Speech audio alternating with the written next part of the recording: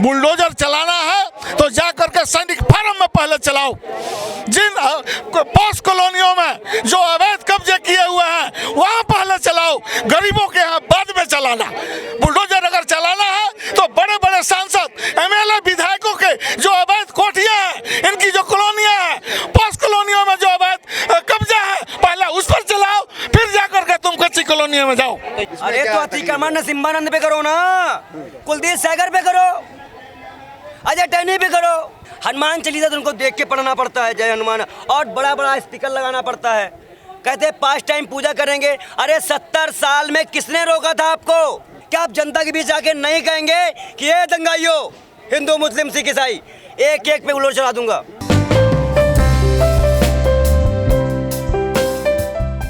Bulldozer के खिलाफ अगर इस देश के अंदर कोई खड़ा हो सकता है तो वो वाम दल ही खड़ा हो सकते हैं, इसलिए वाम दल ही मोर्चा को संभाले हुए हैं। विरोध तो कांग्रेस भी कर रही है। विरोध करना अलग बात है और हकीकत की लड़ाई लड़ना अलग बात है। हकीकत की अगर लड़ाई कोई लड़ रहा है इन नाजियों के खिलाफ, वो केवल वामपंथी पार्टियां ही लड़ रही है। क्यों लगते हैं आपको ये नाजी है? ये नाजी हैं। जो इंसान के खिलाफ इंसान काम करेगा वो नाजी ही कहलाएगा। इंसानियत के खिलाफ जो काम करेगा वो नाजी ही कहलाएगा।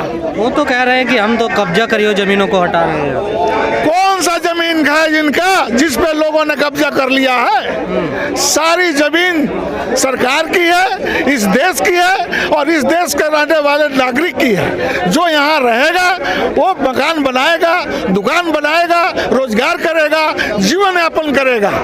कोई जमीन अवैध नहीं होती है। तो कब्जा करना तो अवैध है ना सर? बिल्कुल नहीं है अवैध। तो फिर बुलडोजर क्यों चल रहा है? बुलडोजर चलाई जा रही है, हैवानियत किया जा रहा है। कोई तो रीजन होगा ना? कोई रीजन नहीं है। इंसानियत को कुचला जा रहा है, मानवता को कुचला जा रहा है। ये तो एमसीडी कह रही, हमारा तो रूटीन था, ये तो हम तो करते रहते हैं ऐसा। एमसीडी उनके कब्जे में है। एमसीडी जो है बीजेपी की है और बीजेपी जो चाह रही है वो एमसीडी कर रही है। तो क्या बुलडोजर गैर कानूनी चल रहा है? बिल्कुल गैर कानूनी चल रहा है। बुलडोजर चलाना है तो जा करके सैनिक फार्म में पहले चलाओ। जिन पॉस कॉलोनियों में जो अवैध कब्जे किए हुए हैं वहां पहले चलाओ, गरीबों के यहाँ बाद में चलाना। बुलडोजर अगर चलाना है तो बड़े बड़े सांसद, एमएलए, विधायकों के जो अवैध कोठियां हैं, इनकी जो कॉलोनियां हैं, पॉस कॉलोनियों में जो अवैध कब्जा है, पहले उस पर चलाओ, फिर जाकर के तुम कच्ची कॉलोनियों में जाओ। सबका साथ सबका विकास, फिर चुनाव तक में आया 80-20 और अब जगह जगह बुलडोजर लगाकर डर दिखाना शुरू। और यूपी में मस्जिद से स्पीकर उतारना भी शुरू। हालात ये हो गए हैं कि आदमी डर के माहौल में है। साफ सीधी बात है, दाढ़ी और चोटी दोनों खतरे में है। क्योंकि गुप्ता जी भी दिखा रहे थे कागज, ये तो वही वाला पत्थर के सनम तूने हमने, वही वाला हाल हुआ गुप्ता जी के साथ। तो हालात ये है कि मकान अगर टूटेंगे तो वो हिंदू मुस्लिम सिख ईसाई नहीं देखेगी। कोर्ट का जो फैसला आएगा हमें मान्य होगा। लेकिन मेरी समझ में नहीं आ रहा है कि भारतीय जनता पार्टी 15 साल से एमसीडी में क्या पकोड़े तलवा रही थी? क्या उनकी सरकारें नहीं आई थी? भाजपा पूरी तरह से देश में एक चीज़ लागू करना चाहती है, उसे कहते हैं चाइना तंत्र, कि अगर कोई बोले तो बुलडोजर चला दिया जाएगा, जैसे वहाँ पे रोलर चला दिया गया था। आप बताइए क्या जरूरत है इस वक्त बुलडोजर दिखाने की जब देश में दंगे का माहौल है? भैया अतिक्रमण है तो बुलडोजर चल रहा है। अरे तो अतिक्रमण नरसिम्हानंद पे करो ना, कुलदीप सागर पे करो, अजय टहनी पे करो। वो दलित थी, वो भी तो हिंदू बेटी थी। देखिए एक चीज मैं बता दूं, आज लड़ाई भारतवर्ष से हिंदू राष्ट्र है। आज लड़ाई कोई और नहीं, भारतवर्ष हिंदू राष्ट्र है और हम भारत की मांग करते हैं, कोई हिंदू मुस्लिम राष्ट्र की मांग नहीं करते हैं। पाकिस्तान का हश्र हमने देखा है और आज अगर हम लोग देख भी रहे हैं तो कौन जाएगा? पंजाबी कहाँ जाएंगे, बौद्धिस्ट कहाँ जाएंगे, मुस्लिम कहाँ जाएंगे? आप इस रेशियो में बांट कैसे सकते हो देश को? और मैं एक बात और कह दूँ, ये किस राम को मानते हैं? हनुमान चालीसा तो उनको देख के पढ़ना पड़ता है, जय हनुमान, और बड़ा बड़ा स्पीकर लगाना पड़ता है। कहते 5 टाइम पूजा करेंगे। अरे 70 साल में किसने रोका था आपको? क्यों मुद्दा बनाया जा रहा है चुनाव के टाइम पे हिंदू मुस्लिम का? आप बताइए कितनों के घर जला दिए गए राजस्थान में। एक छोटी सी बात है कि एमपी में तो जिसका हाथ नहीं है वो भी पत्थर जला रहा है। ये सरकार पूरी तरह से धृतराष्ट्र हो गई है क्या? और देश के प्रधानमंत्री से मेरा ये सवाल है कि अगर वो अब भी नहीं बोल पा रहे हैं, नहीं देख पा रहे हैं, तो किसका मोह सता रहा है? धृतराष्ट्र को तो दुर्योधन का पुत्र मोह था। क्या यहाँ कुर्सी मोह है? क्या कुर्सी नहीं छूट पा रही आपसे?